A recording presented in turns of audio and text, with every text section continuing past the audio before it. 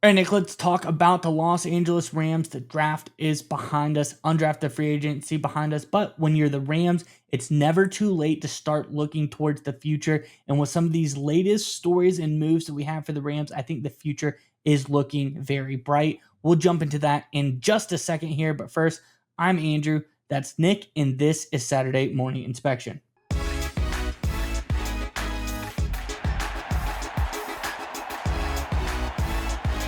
All right, Nick, as I alluded to, really bright future moves for the Rams here.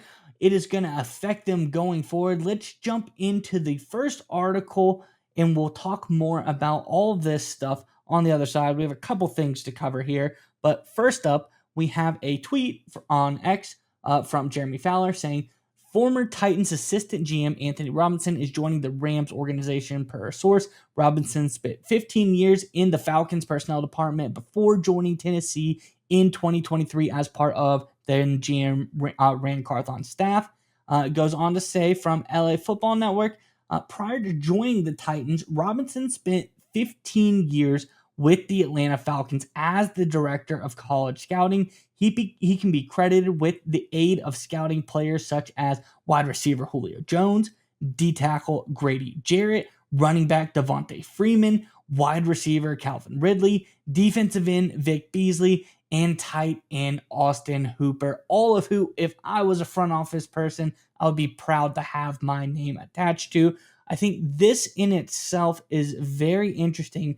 But if you pair this with this next article or text that we have showing what the Rams have done thinking about the future NFL draft, the 2026 NFL draft, I think they are scaling up for something really, really big here. Let's jump into the second part here. And this is just a list of all of the draft picks the Rams now have in the 2026 NFL draft. So we see 2 first-round picks, a second-round pick, a third-round pick, 2 fifth-round picks, 2 sixth-round picks, and 2 seventh-round picks, all compiled from a lot of trading the Rams have done, from a lot of compensatory picks that they've gotten, a bunch of different ways they have accumulated these draft picks.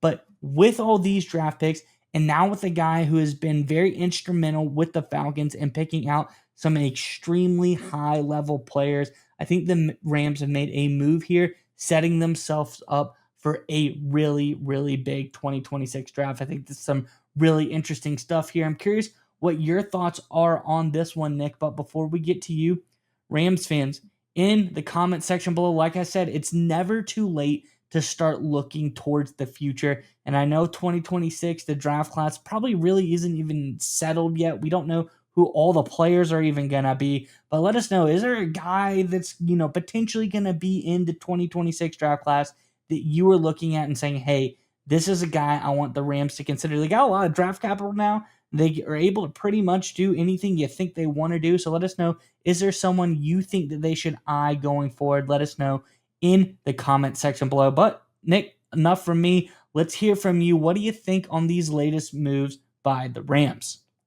So the long-term management consultant, management guru, leadership author, Peter Drucker, he once said the best way to predict the future is to create it, right? And what he's saying there is you be proactive, you think outside the box, you act on problems you're trying to solve out in the future before it hits you and your competition.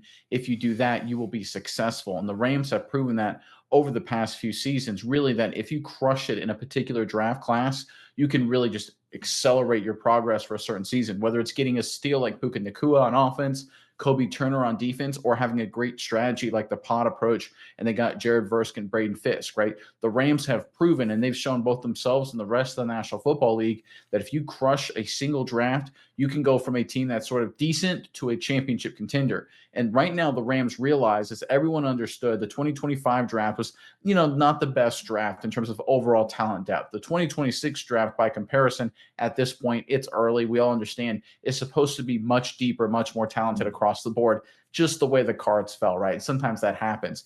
And what did the Rams do? They were proactive. They're predicting the future by creating it. They traded back in 2025, getting extra picks for 2026. Then what do they do right after the draft? They don't wait around. They don't wait till next offseason. They don't wait till, March of 2026. They, in May 2025, go out and hire an executive who's available, whose biggest strength is finding great value in the draft, for finding great prospects in the draft, and also for not overthinking. A guy like Julio Jones is a great example of this. Prospects in the draft, right? He found steals like Grady Jarrett, didn't overthink it when it came to Julio Jones. This was a great hire by the Los Angeles Rams, but this is part of a regular theme when it comes to LA, specifically Les Snead. He's incredibly proactive. He skates to where the puck is going, not where it is. Every single team, every single fan base, every single owner, they always, when you get into the offseason, going into the draft, they're like, man, we really need to win this draft. We need to have a great draft. We need to address all these needs. We need to find some steals. We just really need to crush it. What all these teams do, though, every year is they wait till January, they wait till February, and then they start evaluating, right? That's what 31 of the 32 NFL teams do.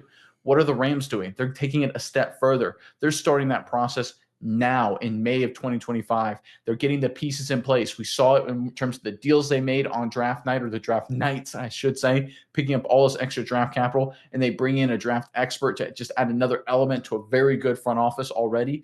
Right now, in May of 2025, they are better prepared to evaluate and make draft decisions than every other team in football by far. It's not even close. And when you have this much of a head start, it usually leads to very successful things. I'm going to go back to my quote I mentioned by Peter Drucker just a minute ago. The best way to predict the future is to create it. Every single NFL team is just trying to predict what's going to happen in the NFL draft, right?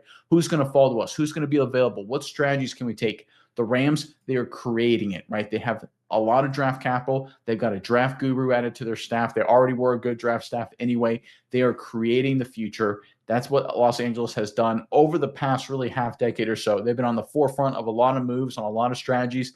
And it's one of those things to have one strategy or one approach. The Rams are basically the Silicon Valley, right? Going to Northern California here in terms of how they look at the NFL, how they look at managing players, how they look at drafting, how they look at trades, the whole kit and caboodle. They're always innovating. They're always thinking on the next thing, right? They're not trying to turn something into a cash cow. They're not trying to, well, we've had some success here. Let's just repeat that over and over and over again. Instead, they say, hey, we innovated here. That worked. We got copycats. Now we're going to innovate here. That worked. We got copycats. Now we're innovating here.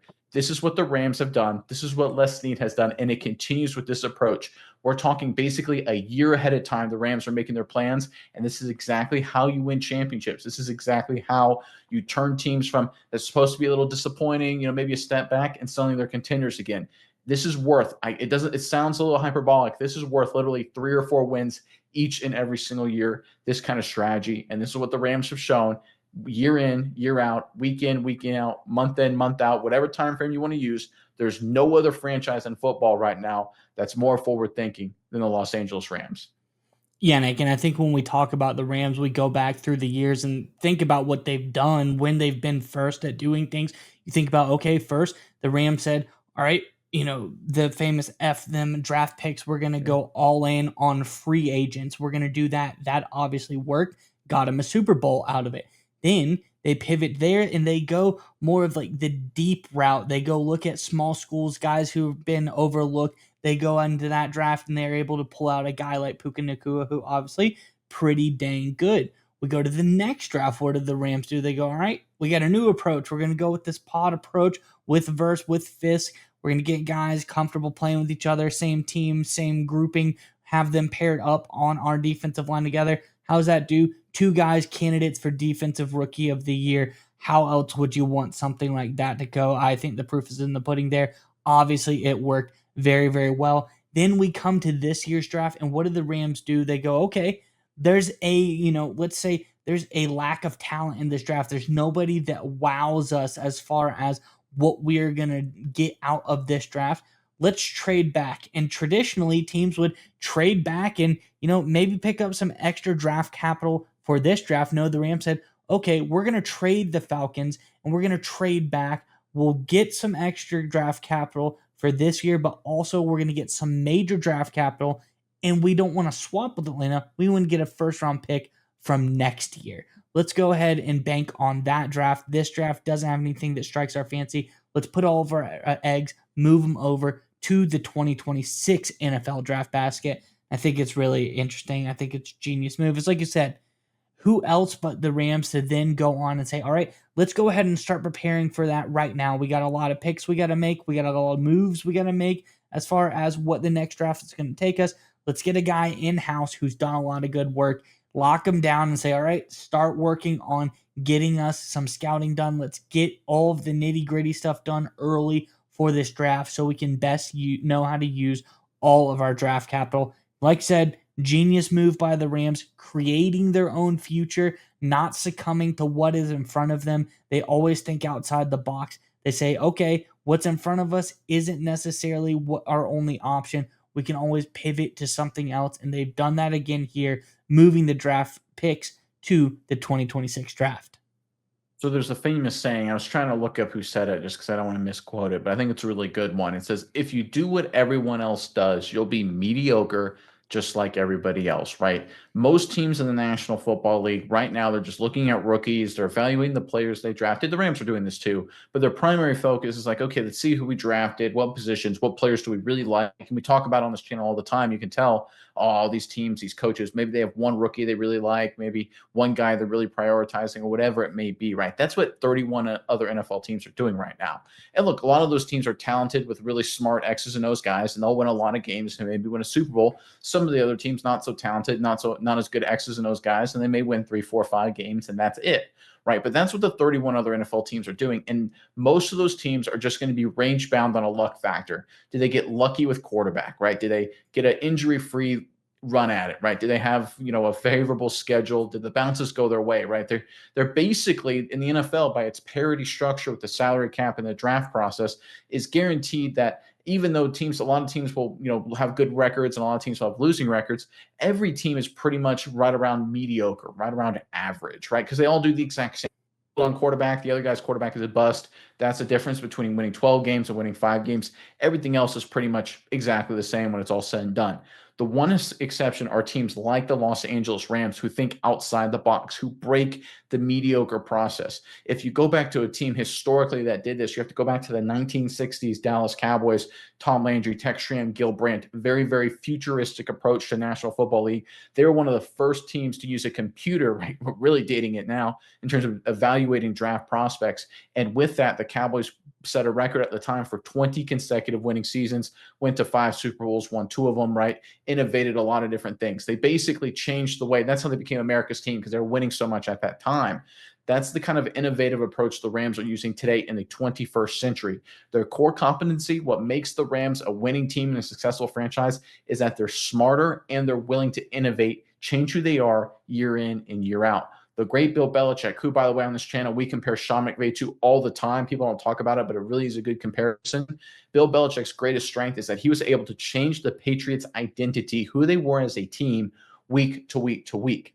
Les Snead's greatest strength as a GM, he's able to change the Rams' overall strategy and process year to year to year to year. Like you mentioned, one year they're all in on veterans. The next year they're finding steals. The next year they're all in on that draft, the pot approach. The next year they're looking towards 2026. The Rams are so smart. They're so ahead of the curve.